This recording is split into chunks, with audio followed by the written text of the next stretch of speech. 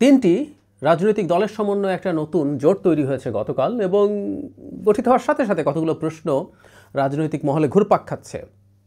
তারা কার হয়ে মাঠে নেমেছেন, বা কারো হয়ে নেমেছেন কিনা, নাকি নিজেরাই নেমেছেন, কি করবেন তারা, কি লক্ষ্য উদ্দেশ্য তাদের, কি লাভ হবে এই জোট করে? এসব তিনটা দল হচ্ছে এনসিপি, এবি পার্টি এবং রাষ্ট্র সংস্কার আন্দোলন।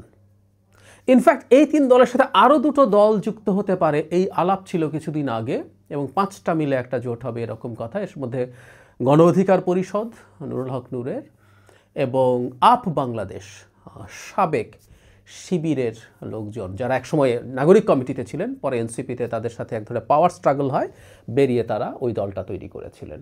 এই ছিল প্ল্যান, কিন্তু শেষ পর্যন্ত শোনা যায়, আমি নিশ্চিত নই, আপ বাংলাদেশকে কেন্দ্র করেই তখন এই পাঁচটা দল একত্র হতে পারেনি, কারণ অনেকে চায়নি আপ বাংলাদেশ থাকুক। গণ অধিকার পরিষদ কেন আসেনি আমরা আসলে এখন আর বলতে পারি না। আমি দু একটা ফর্মাল কথা যেগুলো পত্রিকায় এসছে একটু পড়ে তারপর আসলে অ্যানালিসিসটা করতে চাই। এটার নাম হচ্ছে গণতান্ত্রিক সংস্কার জোট। সংস্কার চাইছেন তারা, এবং এর মধ্যে আমার দেখে ভাল লাগে সেটা হচ্ছে রাষ্ট্র সংস্কার আন্দোলন এই সংস্কার জোটের মধ্যে আছেন। ভাল লাগে সংস্কার অর্থে এই জোটটায় যাওয়া তাদের জন্য কেমন হয়েছে যে ডিফারেন্ট ডিবেট, কিন্তু এই যে সংস্কার শব্দটা, নাহিদ ইসলাম বলেন, ঘোষিত গণতান্ত্রিক সংস্কারের শুধু নির্বাচনী জোট নয়, বরং এটি একটি রাজনৈতিক জোট। এই জোট জাতীয় মর্যাদা, অর্থনৈতিক মুক্তির প্রশ্নকে সামনে রেখে ঐক্যবদ্ধ হয়েছে। এই জোট আগামী সংসদ নির্বাচনে অংশ নেবে এবং অর্থনৈতিক মুক্তির যাত্রাকে অব্যাহত রাখার জন্য কাজ করবে। ভালো কথা। যেটা বলছিলাম, একটু অফ টপিক হলেও বলি, আজকে আমরা অনেকে সংস্কার জপি, মানে বিশেষ করে সাংবিধানিক সংস্কার নিয়ে অনেকে এমনভাবে কথা বলেন যে তারা বহু বহু বছর থেকে এটাকে ওন করেন এবং কথা বলছিলেন। আসলে তা না। আমাদের এই দেশে দীর্ঘ সময়, বছরের পর বছর, শিক্ষিত মধ্যবিত্তের কাছে সংবিধান কি বস্তু, সেটা কিভাবে পড়তে হয়, সেটার কি কি সমস্যা আছে, কিভাবে সেটাকে ঠিক করতে হবে, এই কাজটা নিরলসভাবে করে গেছেন জনাব হাসনাত কাইয়ুম। রাষ্ট্রচিন্তা নামে তাদের একটা সংগঠন ছিল, পরে ওখানে রাজনৈতিক দল হয়েছে, ওইটার একটা বড় অংশ রাজনৈতিক দলে এসছেন।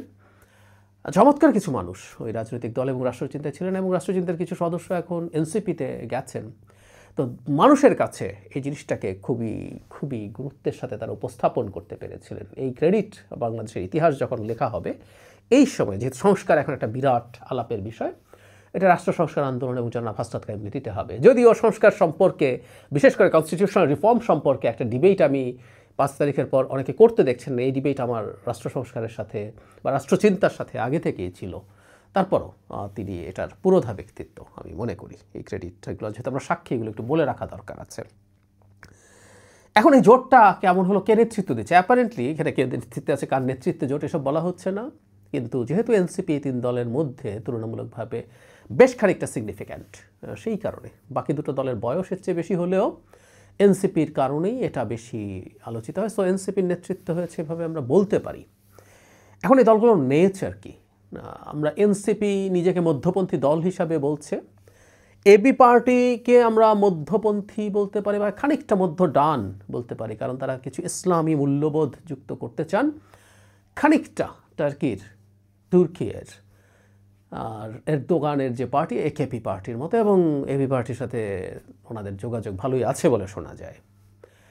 তো কিছুটা মধ্য ডান, স্টিল আমরা এটাকে মধ্য হিসাবে ধরতে পারি। আর হাসনাত কাইয়ুম ভাইয়ের একসময় বাম রাজনীতি করার ব্যাকগ্রাউন্ড সম্ভবত ছিল, কিন্তু তারাও এখন একটা মধ্যপন্থী দল হিসাবে কাজ করছে। সো মোটা দাগে তিনটা মধ্য ডান টাইপের দল একত্র হচ্ছে।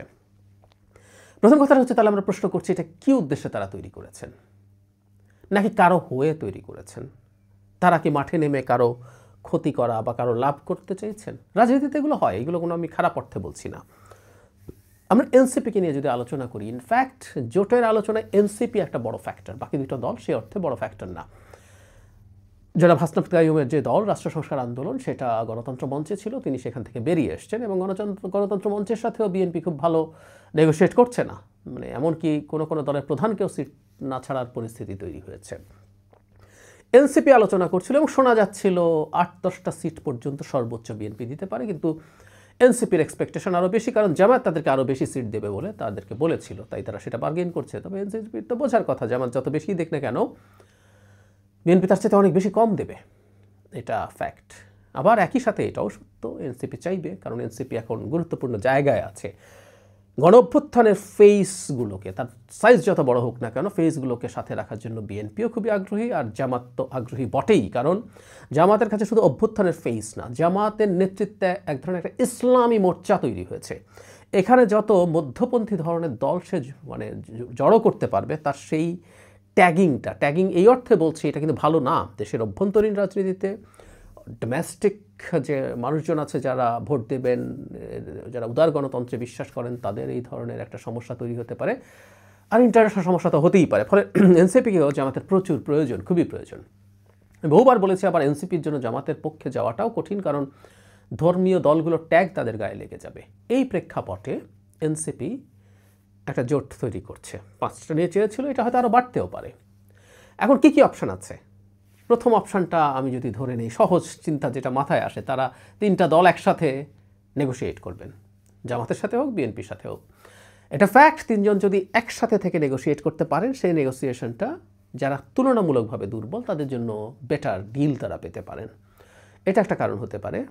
আমি জানি না, আমি আবার বলছি নিশ্চিত নই সেটা কারণ কি না। সেটা হলেও খারাপ না। আমি এই প্রত্যেকটা প্রচেষ্টাকে, প্রত্যেক দল চেষ্টা করবে সে যতটা তার স্বার্থ অর্জন করতে পারে, বিশেষ করে বড় দলের কাছ থেকে কতটুকু স্বার্থ সে চাপ দিয়ে অর্জন করতে পারে, সেটা তার পক্ষে যাবে। আর তারা যদি জামাতের সাথে জোটে যায়, আমার মনে হয় না জামাতের সাথে জোটে যাবে, কারণ সেই ক্ষেত্রে অন্তত হাসনাত কাইয়ুম ভাই জামাতের সাথে জোট করবে নির্বাচনে, রাষ্ট্র সংস্কার আন্দোলন, আমার কাছে এটা খুবই অ্যাপারেন্টলি, না হলে আমার সত্যি খুবই মানে অদ্ভুত বা ভুল মনে হয়। কেউ মনে করেন এবি পার্টিও জামাতের সাথে জোটে যাবে না বা নাও যেতে পারে, কারণ এবি পার্টির প্রতিষ্ঠাতা সহ গুরুত্বপূর্ণ সদস্যরা জামাতে ছিলেন, শিবিরে ছিলেন, অনেকেই আছেন, এবং ওখান থেকে বেরিয়ে এসে এবং তাদের মধ্যে বক্তব্যে, পাবলিক বক্তব্যেও জামাতের প্রতি বেশ বিরোধিতা সম্পন্ন বক্তব্য দেখা যায়। তাই কেউ মনে করেন যে তাদের কোনো ধরনের রেকনসিলিয়েশন সম্ভব না, তারা জোটে যেতে পারেন না। আমার কাছে তা মনে হয় না, আমার মনে হয় তারা সেটা যেতে পারেন। সেই ক্ষেত্রে এটা ভেঙে যেতে পারে। আচ্ছা, আমরা স্বতন্ত্র, মানে তারা এই জোটটা যদি থাকে, তারা নিজেরা যদি ক্যান্ডিডেট দেওয়ার চেষ্টা করেন এবং আরও বেশি দলকে সাথে নিয়ে বিভিন্ন সারা দেশে নির্বাচন করার চেষ্টা করেন, তাহলে ফল কী হতে পারে? খেয়াল করি, নির্বাচনী মাঠে এখন পরিস্থিতি এরকম হয়েছে যে ভোটারদের একটা অংশ এখনও সিদ্ধান্তহীনতায় আছে। সিদ্ধান্তহীনতায় আছে কোন অর্থে? যে আওয়ামী লীগের ভোটারের ব্যাংক তো আছেই, এর বাইরে জামাতকে ভোট যারা দিতে চায় ভোটারদের, তারা তো আছেই, তার হার্ডকোর সাপোর্টার্স, বিএনপিরও হার্ডকোর সাপোর্টার্স আছে, কিন্তু মাঝামাঝি একটা অংশ ধারণা করা যায়। আমি প্রায় বলি যে আমরা তো আসলে এবার নির্বাচন দেখিনি, নানান জরিপে যেভাবে আসে, অত রিলাই না করলেও সেখানে বলা হচ্ছে যে তাদের একটা অংশ এখনো ভোট দিতে সিদ্ধান্ত নেয়নি, বা বিএনপির গ্রাসরুটের কিছু লোকজনের এক ধরনের অন্যায়, দুর্নীতি, অনিয়মে জড়িয়ে পড়া সাধারণ মানুষের লাইফকে অ্যাফেক্ট করেছে। সেই অ্যাফেক্ট করার কারণে তারা একটা বিকল্প কিছু চিন্তা করতে পারে। আবার অনেকে এই বিকল্প মানে জামাতকে মনে করে না। জামাতের সাথে শুধু জামাত তো শুধুমাত্র একটা রাজনৈতিক দল না, তার সাথে আরও অনেকগুলো ইফস অ্যান্ড বাটস আছে যেটা ট্র্যাডিশনালি বাংলাদেশের মানুষ গ্রহণ করেনি। তাহলে তারা কি এই ধরনের একটা জোটকে ভোট দেবে? তাহলে কি দাঁড়ালো? বিএনপি উপরে বিরক্ত মানুষ এদেরকে ভোট দিচ্ছে। এরা না থাকলে তো বিএনপিকেই ভোট দিত, বিরক্ত হলেও। কারণ জামাত, আবারও বলছি, ইটস এ ডিফারেন্ট প্যাকেজ। এটা শুধুমাত্র কি করবে চাইতে হলো, এর সাথে আরও অনেকগুলো জিনিস বিল্ট ইন আছে, এটা অনেকেই গ্রহণ করবে না। তাহলে এনারা যদি আলাদাভাবে দাঁড়ান, ওই যে বললাম বিএনপি যেহেতু একটা মধ্যপন্থী রাজনীতি করেন, এনারাও মধ্যপন্থী একটা জোট যদি হন এবং তারা যদি এভাবে বড় হয়ে নির্বাচনে যান, তাহলে বিএনপির ভোট তাদের দিকে কিছু যাওয়ার সম্ভাবনা আছে। কিন্তু প্রশ্নটা হচ্ছে সেটা কি অনেক বেশি কিছু? আমার কাছে অনেক বেশি কিছু মনে হয় না। ফলে তারা যদি ইন্ডিপেন্ডেন্টলি ইলেকশন করেন, তাহলে হাতে গোনা কয়েকটা সিটে হয়তো খুব গুরুত্বপূর্ণ প্রার্থী যেখানে থাকবে, নাহিদ ইসলামের মতো প্রার্থী যেখানে থাকবে, যারা ওখানে কিছু ভালো সংখ্যার ভোট, জেতার মতো তো অবশ্যই না, ভালো সংখ্যার ভোট যদি তারা টানতে পারেন, সেটা যদি বিএনপির ভোট ব্যাংক হয়ে থাকে, সেসব জায়গায় জামাত খানিকটা সুবিধা পেতে পারে, এটা আমি ধারণা করি। কিন্তু দিনের শেষে আসলে খুব সিগনিফিক্যান্ট ইম্প্যাক্ট হবে না এই নির্বাচনে, এই জায়গাটা যোগ করতে চাচ্ছি। এই জোটটা যদি থাকে, এটা যদি আরেকটু বড় হয়, গণ অধিকার পরিষদ বা আরও কোনো দল যুক্ত হয়, নির্বাচনের পরে আমি মনে করি এদের একটা ভালো সম্ভাবনা তৈরি হতে পারে। কারণ যে 3টা দল অলরেডি আছে, বাইরে যারা যুক্ত হবে এদের মধ্যে প্রচুর ভোকাল আছেন। শুধু মানে অনেক ভালো বলছেন তা না, তারা যুক্তি তথ্য দিয়ে ভালো প্রেজেন্টেশন দিয়ে কথা বলতে পারেন এমন অনেক মানুষজন আছেন। সেই বিবেচনায় বলা যায় আগামী সরকারের সময় তারা যদি একসাথে থেকে একটা ইউনিট হিসেবে কাজ করতে পারেন তাহলে খুব সম্ভাবনা আছে তারা ভালো ট্র্যাকশন পাবেন। আবারও বলছি, জামাতের ইসলামী আইডেন্টিটি পলিটিক্সের কারণে অনেক মানুষ চাইলেও জামাতে চলে যাবে না, তখন তাদের একটা রিয়াল গ্রাউন্ড তৈরি হওয়ার প্রবাবিলিটি থাকবে। অ্যান্ড হু নোজ, তারা যদি কোনো একটা সময়ে একই পার্টিতে পরিণত হতে পারেন, যে তারা একটা দলে পরিণত হবেন যদি তাদের সেই নেগোসিয়েশন সম্ভব হয়ে থাকে। এর মাঝে কোনো দল আলোচনা করে একই দলে পরিণত হওয়ার আলাপ হয়েছিল। সুতরাং যদি তারা একসাথে থাকেন এই নির্বাচনে, না ভবিষ্যতের রাজনীতির জন্য খারাপ হবে বলে আমার মনে হয় না। বাংলাদেশের রাজনীতির প্রেক্ষাপটে আমি প্রায়ই বলি এই কথা, বিএনপির বিকল্প একটা মধ্যপন্থী শক্তি হোক, এটা জামাত যেন না হয়ে ওঠে। একটা মধ্যপন্থী শক্তি যদি থাকে রাষ্ট্রের জন্য সেটা সবচেয়ে ভালো। আর বটম লাইন হচ্ছে, এখন আমি আসলে কি মনে করি এই জোটটা কেন হয়েছে।